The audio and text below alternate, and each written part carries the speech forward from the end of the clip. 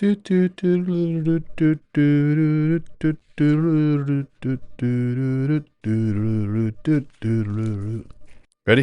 Ready.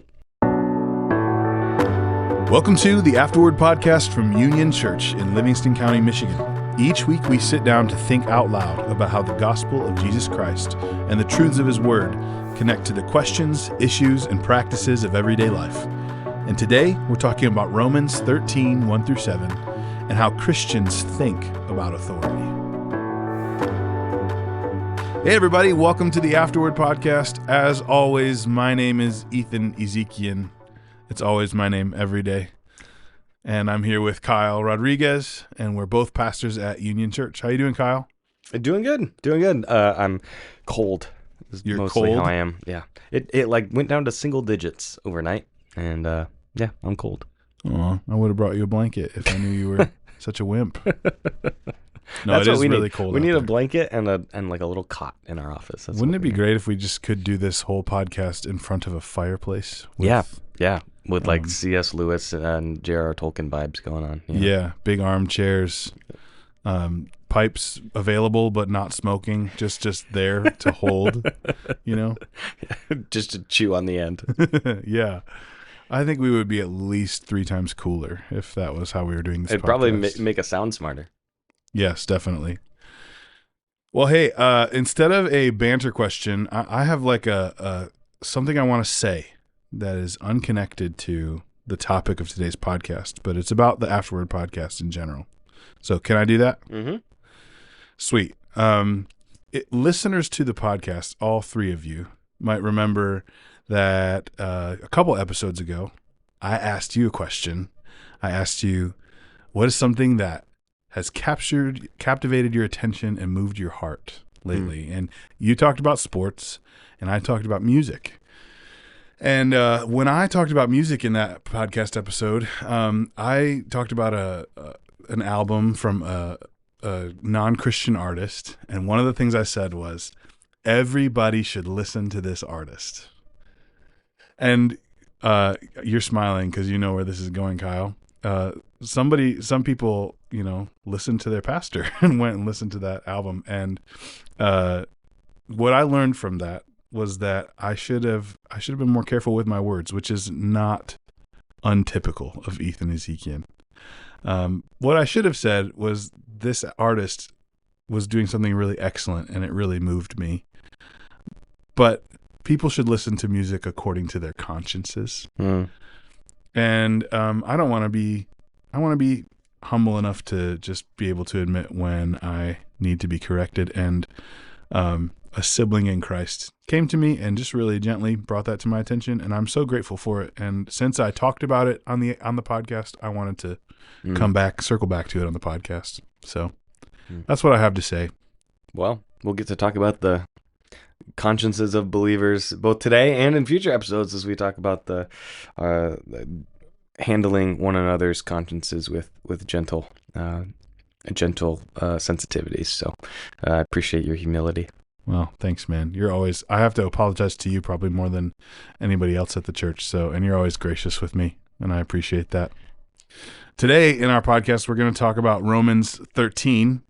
We hopped into Romans this last Sunday in our sermon series on the book of Romans. Kyle, you preached on Romans 13, 1 through 7, and talked about Christianity and authority.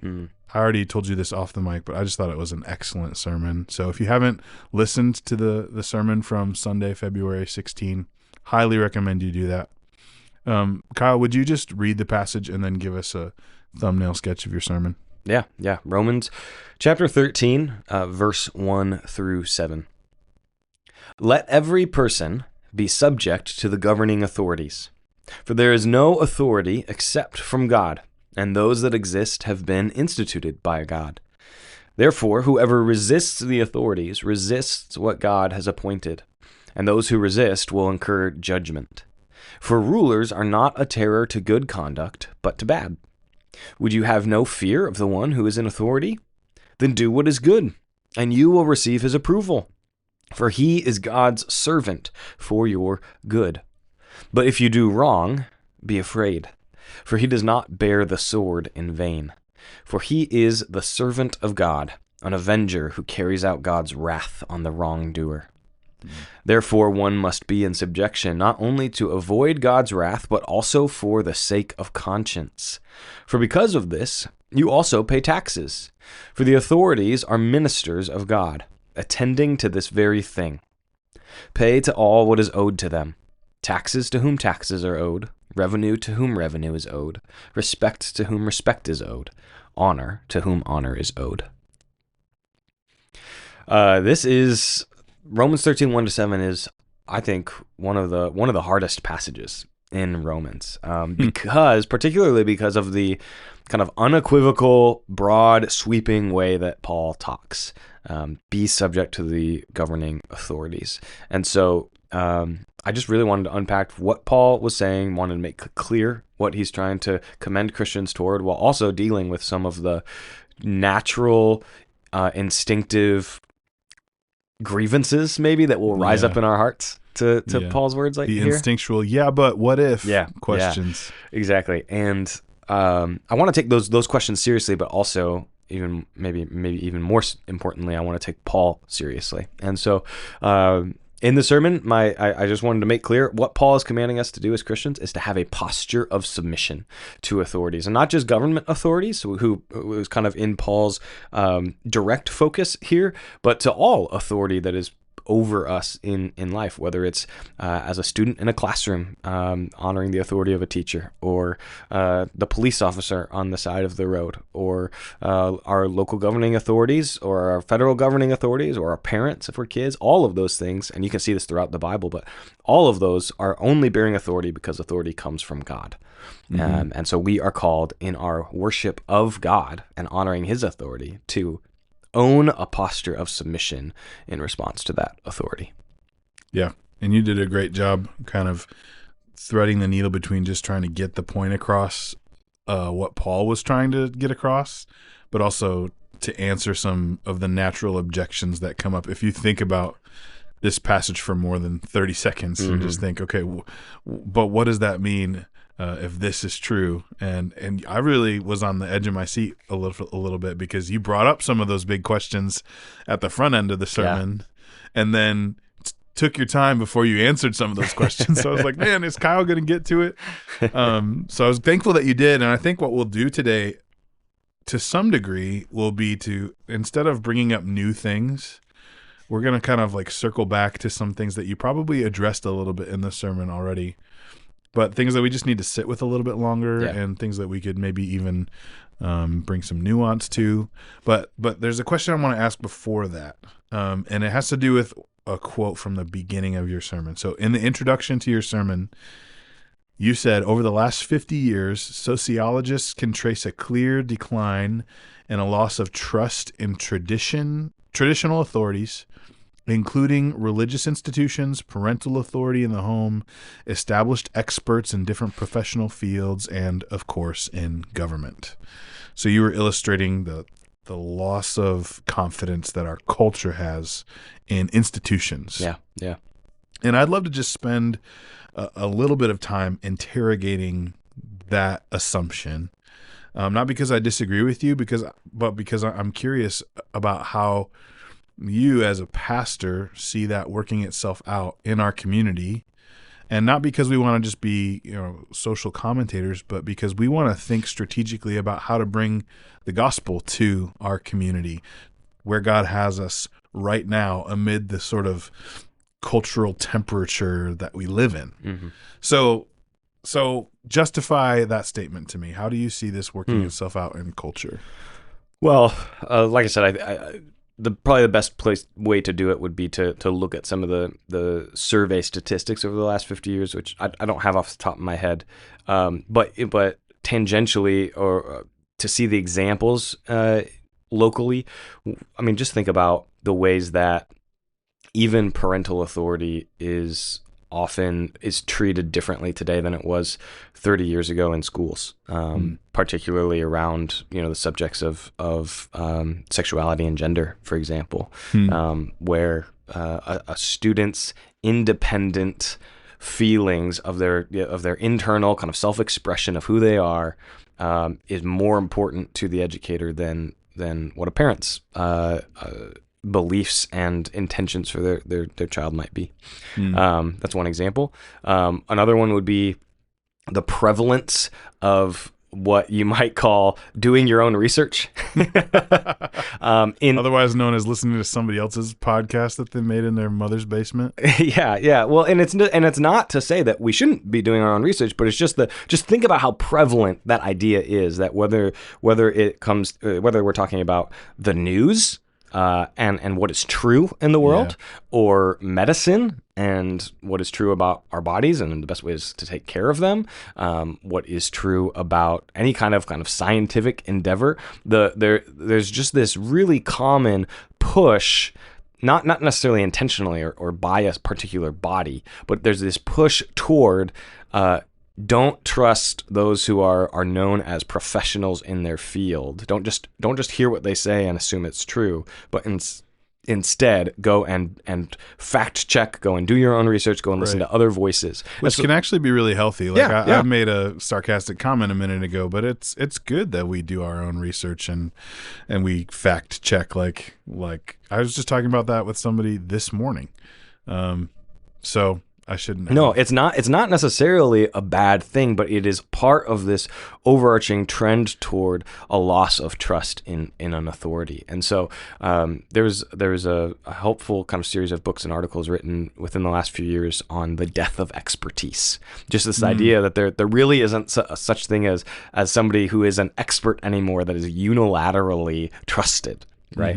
And so that would be a second example. And then I had a third example would just be in terms of religious authority. Obviously, you just take a look at the news or a forum for 5 minutes on church scandals over the last 25 years, and it's often cited as a reason why people deconstruct, as a reason why people don't trust religion in general, much less the institution.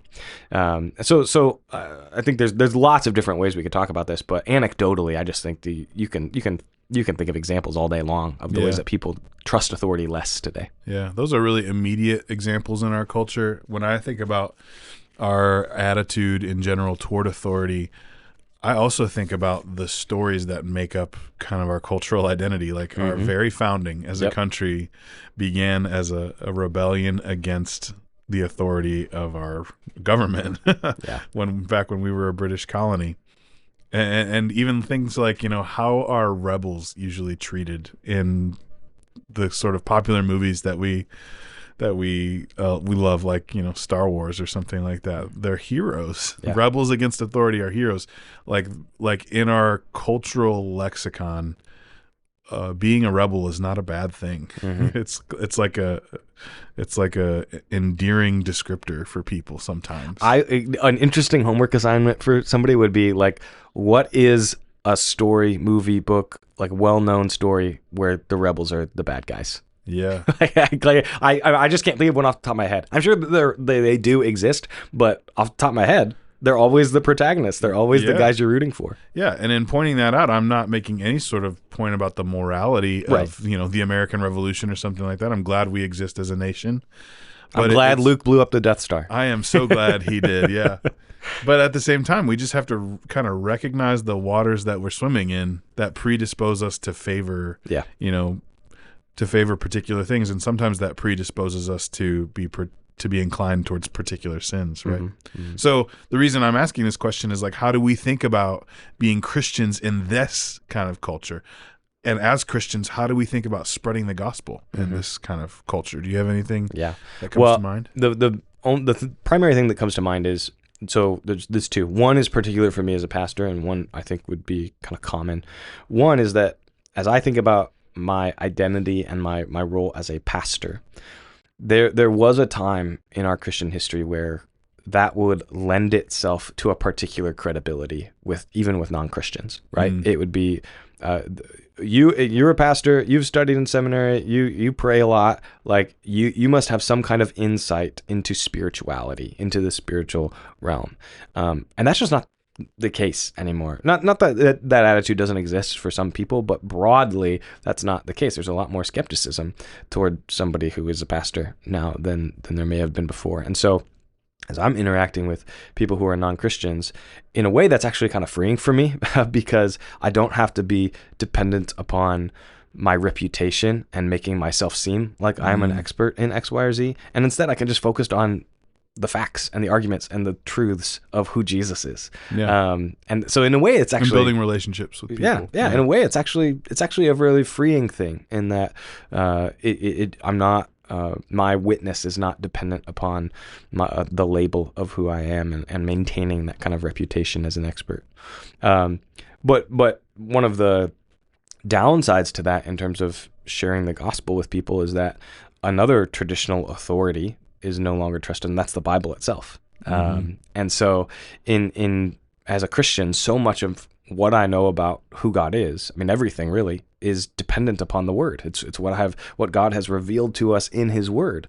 And so, but when I'm talking about somebody who doesn't share that presupposition that the Bible is God's Word, my approach to trying to help them see the glory of God and the goodness of God has to either start with trying to show that the Bible is reliable, at least at a general level, or it has to appeal to their experience in the world and the feelings of anxiety and fear and things like that they might be naturally feeling. And once you make that mindset shift, I think you can do that. Yeah. But it's just faith different. Can stand up to those kinds of questions. Yeah, absolutely. But it is interesting how much of a prominent question that is. Just recently there was this interview with this guy Wes Huff, who I don't know much about, but he's like a Christian YouTube apologist, and one of his areas of expertise is the origins of the Bible. Yeah. And he was on Joe Rogan, most popular podcast in the world. Joe Rogan was curious to hear about what he had to say, but the whole argument was about the trustworthiness of the Bible. That's super interesting. Yeah. So that's I think once we make that shift to recognizing that the traditional authority of the Bible that many of us as Christians, hopefully all of us, do submit to and recognize and are grateful for. The people who we're interacting with don't share that same thing. That changes the kind of language we use. It changes the kind of categories that we talk to people through. Like talking with somebody about sin isn't going to work for somebody who doesn't recognize the Bible as an authority for their life, who doesn't recognize the 10 Commandments as an authority for their life. Coming to them and telling them you've broken the laws of God and you need to repent. They're like, what laws? Yeah, they have no category for that, and so we have to start in a different place. And like I said, I think probably starting with their felt experience in the world, and particularly feeling the brokenness of living in a broken world, which usually leads to anxiety and mental health issues, a sense of a lack of purpose. Those are the kinds of things we have to start with. Makes me think about, if this is the societal approach toward authority with this suspicion and cynicism, part of what it is meant to be a Christian throughout the ages is that we stand apart, we look different from the world. And in this period of history, maybe one of the things that makes Christians look different from the world is how we respond to authority. Yeah. Which doesn't necessarily mean we are sheeple who just like lay down and but even in the way we object, maybe we look different than the world. And it would be worth thinking about how you could be an apologist for Christianity by being an apologist for authority as a good thing, and the ways that it actually gives you comfort and structure and order and allows you to highlight the good and discourage the bad, all the kinds of things we talked about in the sermon. Yeah, an apologist for the goodness of authority while also answering people's but what if questions, which is part of what you did in the sermon and kind of what I want to go back to now. So the next thing I want to talk about is just what about historical examples of bad authority? You brought up a few. How should Christians respond to situations where submission to authority led to great harm. Like maybe during the reign of oppressive regimes where whole people groups were hurt. How do we reconcile these bad examples of authority with the idea that all authority is from God, which is like the main point of your sermon? Yeah. Yeah. Well, there's probably a couple different things that we could talk about there. One, I think the first place to start would be to define what is bad authority. One of the things we talked about in the sermon was that authority is purposed by God as a derivative of his authority, which he gives to humans at the very beginning of the Bible in Genesis 1, to create order in a world of chaos, to create order and life in a world of chaos and death. And the way that authority is utilized to do that is by promoting the good, approving of the good, rewarding the good, and culling, discouraging, punishing the evil, right? So that is the way that authority works itself out into the world, and that's how Paul talks about it here in Romans 13. And so when an authority doesn't do that, when it's not serving the people that it's leading, right? When an authority figure is not serving the people he's leading by punishing the good, punishing the evil, discouraging evil, approving of good, not leading to more order and life and flourishing, that is bad authority. So authority is not doing what God intended. And there are, again, there are lots of cases of bad authority, both in the modern world. Obviously, I referenced Hitler in the sermon. This is a bad use of authority, bad use of leadership, evil use of leadership and authority. But you also see it in the Bible. And this is where I just think it's, when you're reading the Bible, if you're reading Romans 13 and you just read Paul's unequivocal broad language here, and you're just like, I can't get behind you. Paul says rulers are not a terror to good conduct, but to bad. Well, I know rulers, I know authorities who are a terror to good conduct. Yeah. How do you reconcile that with Chinese Christians who are terrorized by rulers simply because they believe in Jesus and want to talk about him? Well, you think about Paul he's writing to the Roman church, and it's not the same period in history when Roman Christians were, burned as torches in Caesar's garden. That's a different period in history, but it's not too much longer after this. Yeah, not too far removed. And Rome was famously just a pagan city full of opposition to the gospel, with the Roman Empire being incredibly oppressive. So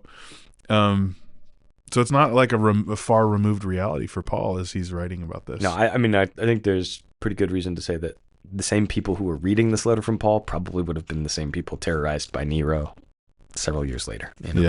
Yeah. Which is crazy. So one of the things you're saying is like, okay, the Bible isn't ignoring the reality. Yeah. So what I'm trying to say is you can't read the Bible in isolation. And sometimes we get in trouble because we read verses and chapters here and there, and we take them to their extremes, and we ignore the rest of the context of the Bible. And so the Bible actually gives us lots of examples of God's people faithfully resisting authority. You get the midwives in Egypt who refuse to kill the Israelite infant boys who are born, even though Pharaoh commands them to. You get Shadrach, Meshach, and Abednego who refuse. Some of my favorites. Yeah, they refuse to bow down to the idol and worship it. You get the apostles in Acts, where Peter and the other apostles refuse to stop preaching, even though the authorities tell them to stop. Yeah. So I think of like Rahab, who like undermined the authorities of her city in order to help Israel take over Jericho, or Esther. Yeah. All through the Old Testament, through the New Testament, in Christian history. People hiding the Jews in Nazi Germany, for example, or in Poland. You have civil disobedience in our own country's history. Not just the founding of our nation, but the marches in the 60s and the sit-ins and for racial justice. So there's lots of these examples. So again, we don't want to hold this passage in isolation without the broader context. And the whole idea that we get from the broader context, I think, is that our submission to authority is ultimately under the umbrella of our submission to God. And so anytime a submission to a human authority would come in conflict with submission to God, that's when God wins. that tension, right? That's what Peter says in Acts, what is it, Acts 5 maybe? When he says we obey God rather than men. That's the idea, right? So I'm getting a little off track of what your original question was. Well, let me press into one piece of this whole conversation that we're having. So I'm tracking with you, and yet there's a part of my heart that just wants to double down and say, okay, Kyle, so you're telling me Pharaoh, who killed all the Israelite babies, his authority came from God? Okay, yes. You're telling me Hitler's authority and Stalin's authority came from God, and the communist leaders who oppressed people and Christians in China, you telling me their authority came from God? Give an account for yourself, sir. Yeah. And that's the point that Paul makes here in Romans 13, that all authority is from God. And I don't think that language is language that the rest of the Bible kind of shapes out, right? Like the language of, authorities are only a terror to bad conduct. That's shaped out by the rest of the Bible. We know that Paul is talking a little bit there in a more ideal sense. But when he's talking about all authority being given to God, that's language that's just repeated again and again and again in the Bible. We see all authority coming from God. All authority coming from God. We see it in Daniel chapter 2, where Daniel is responding. So what happens in Daniel chapter 2 is, remember, Daniel is an exile in Babylon. Nebuchadnezzar had led the Babylonian armies. He'd sacked Jerusalem. He'd taken all the gold from the temple. He had taken the most promising young leaders and individuals from Israel back to Babylon. And so Daniel is one of those wise men. And Nebuchadnezzar has a dream in Daniel 2, and nobody can interpret it. And so because nobody can interpret it, Nebuchadnezzar says, I'm going to kill everybody. He says, I'm going to kill all the wise men, all the interpreters. I'm going to kill everybody. And Daniel says, let me and my Israelite brothers and sisters go and pray and see if God will answer our prayer. So they go back and they pray. Daniel prays, and the Lord answers his prayer, and he gives Daniel the right interpretation of Nebuchadnezzar's dream.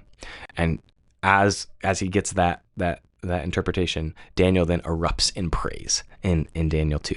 And he says, you are the God who creates. You are the God who providentially sustains and ordains all things. You set up kings and you tear down kings. And that's just a remarkable statement for somebody to make who is in essentially what is slavery to a king who has threatened to kill him if he doesn't come up with the interpretation for this dream. And then it's the message for the rest of the book of Daniel, essentially, that these Babylonian kings need to be humbled and recognize that God is the one who has given them their power, and he is the one who can take it away. Yeah. So would it be fair to say, I think it's fair to say, God putting humans in positions of authority is not God giving his stamp of approval to what they do with their authority, and which then kind of like butts us up against one of the biggest questions around, skepticism towards faith, which is the problem of evil. Like, if God puts authorities in place who commit atrocities, how is he good? Yeah. And that question is essentially answered in a few different ways in the Bible, but the primary way that I would want to point people to is what we call the doctrine of providence, which is that the best place it's summarized is in the Heidelberg Catechism, and I don't have it pulled up in front of me, so I'm not going to quote it perfectly, but essentially it says God's providence is the fact that he controls all things, and he does so out of his fatherly disposition towards his children. And so he's ordering all things, ordaining all things, not just, randomly, but for the good of his people. And so the way, the most famous place you see this probably is in the story of Joseph. where Joseph goes through all kinds, at the end of Genesis, right? He goes through all kinds of different trials and tribulations, and he gets falsely accused, and he gets thrown in prison, and he's almost, his brothers sell him into slavery, all these different things that are evil things that happen to him. But at the end of the story, the end of Genesis, Joseph says to his brothers, what you meant for evil, God meant for good. Yeah. So even that doesn't excuse the agency that Joseph's brothers had when they sold him into slavery, or the agency of Potiphar's wife who falsely accused him. But it recognizes that there is a greater agency that's also happening that is meant for good, even if it looks simply bad. God, one of my favorite preachers, John Piper, always says, God is always doing 1,000 things in every individual interaction, and you might be able to see 2 of them. Yeah. And we think about bad authority. We think about somebody like Hitler. What happened in World War II and what happened in the Holocaust was unspeakable evil. And yet, God is doing something in that. Mm-hmm. And if you don't have a category for God doing something in unspeakable evil, then you don't have a category for the gospel. Mm-hmm. You don't have a category for the most evil thing that to ever happen, which is the death of the only innocent person who's ever lived, for the greatest good that has ever happened. So you have to have a category for God working good out through evil. And he uses authorities, even bad ones, to do that. Yeah. That's such a good answer. I appreciate that perspective. And I want to talk a little bit more just about like practically working this out, like in the life of believers. What if we find ourselves under authority with consciences that are pricked? So how do we reconcile our personal conscience with submission to authority? Like if Christians are commanded to submit to governing authorities, what happens when my conscience as a believer disagrees with the laws or the actions of authorities? You've talked about this a little bit already, but and maybe it would be best to make sure we bring this into our context. Like we're not Christians living in Nazi Germany. Yeah. We're Christians living in America in 2025, which means there are plenty of things that politicians and lawmakers disagree with us on. And they're morally wrong, but we have the freedom to exercise our faith. It's just a little bit more nuanced in our country, in our context. So I've talked for too much. But how do we reconcile these things? Yeah. Well, that's the question, right? That's the question with trying to deal with for lack of a better term, the exception to this rule that Paul is giving us here in Romans 13. And I think there's a few good questions, kind of diagnostic questions we could ask. Let's just put it in the context of you're at work and you have a boss, and your boss asks you to do something. So how, and you have a pricking in your heart toward that. How do you decide whether or not you submit to that or not? There's a few different questions I think that we have to ask. The first one would be, is my conscience being pricked? My like spirit, Holy Spirit, formed conscience being pricked, or are my preferences being pricked? That's the first diagnostic that we have to ask. Is God? It's hard to tell the difference between the two. Sometimes it's hard to tell the difference, but we have to take that question really seriously, because if it's just our preference that's being pricked, and you are not being asked to violate God's law. You're not being asked to do something that is fundamentally untrue and immoral. Then there's a good chance that it's your preference that's being pricked, and your preference might be a good preference. It might be wise, and the way that you want to do something might be a better witness to the world of who God is. It might speak a little more truth to the world, but we have to ask that question and be honest. Is this my conscience that is informed by the Spirit and by the Word of God, or is it just my preference that's being pricked? So that'd be the first question that I would ask. Yeah. The next question I would ask is, what is the proximity of evil? Okay, so if you've come up with, okay, no, this thing is actually immoral, it's actually evil, it's actually against the law of God. Another question we have to ask is, what is the proximity between me and the evil thing that is happening? So let me explain why I'm saying it this way. There are some Christians who might say, the government is doing evil things with my taxes. They are funding abortion clinics, and that is evil. Fundamentally evil. It is against the law of God. It is against the character of God. Yeah. So therefore, I'm not going to pay taxes because I don't want to participate in the evil. I don't think you can really align that with how the Bible talks about both disobedience to civil authorities and submission. Here in Romans 13 in particular, Paul specifically talks about taxes. Yeah, specifically says, pay your taxes. Jesus in the gospel specifically says, pay this oppressive Roman government that is occupying Israel. Yeah. Even though the Roman government was committing atrocities, using those taxes. So we have to think about proximity. When we see the examples of civil disobedience in the Old Testament and the New, it is because somebody was asked directly to do something against the will of God. The midwives to kill the babies, and they said, no, we're not going to do it. The Shadrach, Meshach, and Abednego to bow down to the image. So the proximity question is kind of a fuzzy one. It's hard to specifically define, but you have to ask that question. Simply enabling somebody else to do evil, we have to be really careful about using that as justification, because the other person, the other authorities, whoever else that we might be quote unquote enabling, they are ultimately responsible for their actions. And so we have to be really careful about utilizing that as a reason to disobey authorities that God's placed over us. Man, there's so much we could talk about there. There is both of those. So let me give you a few more. I'm just gonna fly through these. These are just 4 like bullet points. These are things that I already mentioned. John Piper, he kind of came up with these 4 categories to think through in terms of why Christians might be prompted to civil disobedience, some different factors. One would be the grievousness of the actions. So how atrocious is this? Is this just something I think is dumb? Is this something that I think isn't good? Or is this something that's going to cause the loss of life in a human image bearer?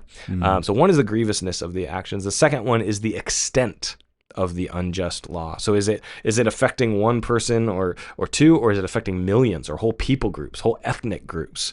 Again, this is why Christians get so bent out of shape over something like abortion that has affected millions upon millions of image bearers, and sometimes don't speak as loudly about some of the other injustices that happen in our culture that affect proportionately smaller groups. Third thing would be the potential for civil disobedience to have a clear and effective witness to the truth. So by your disobedience, do you clearly speak, no, I can't do this because it goes against the law of God and I must submit to God rather than man?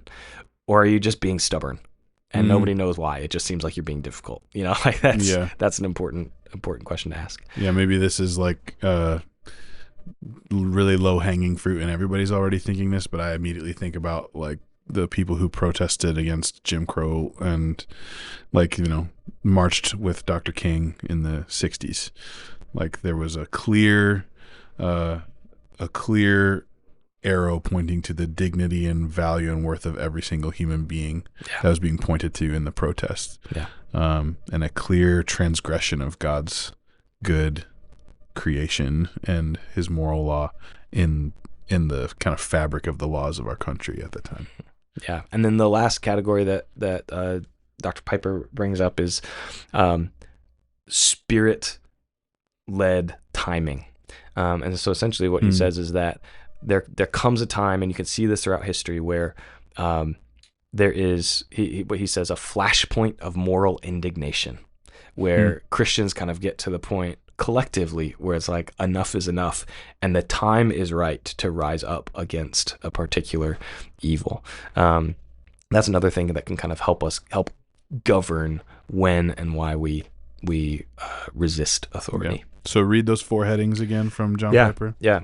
What is the grievousness of the action? What is the extent of the unjust action or law, so grievousness and extent. What is there potential for clear and effective witness by disobeying? And then fourth, is there spirit-led timing for civil disobedience? Yeah, that's really helpful. Obviously, this is an area where Christians need wisdom. Yeah. We have to, black and white isn't necessarily clear here. We have to ask the Lord to give us wisdom in how to apply his truth in particular situations. And it makes me think about verses that we've just gone through in the last couple weeks. Romans 12:18, if possible, so far as it depends on you, live peaceably with all. And then a little bit later, 12:21, do not be overcome by evil, but overcome evil with good. This has been good stuff, Kyle. Thanks for the time you put into the sermon, and I'm grateful for the conversation we just had. Thank you. The goal of this podcast is to equip the people of Union Church for discipleship and mission. If you're a Christian listening in from another context, we're grateful that you've joined us, and we pray that this conversation might help you to follow Jesus and engage in his mission where he has placed you. We'd love to hear from you, so if you have thoughts, feedback, or questions, send us an email at connect@unionchurchmi.com. Thanks for listening, and Lord willing, we'll see you next week on another episode of the Afterword podcast.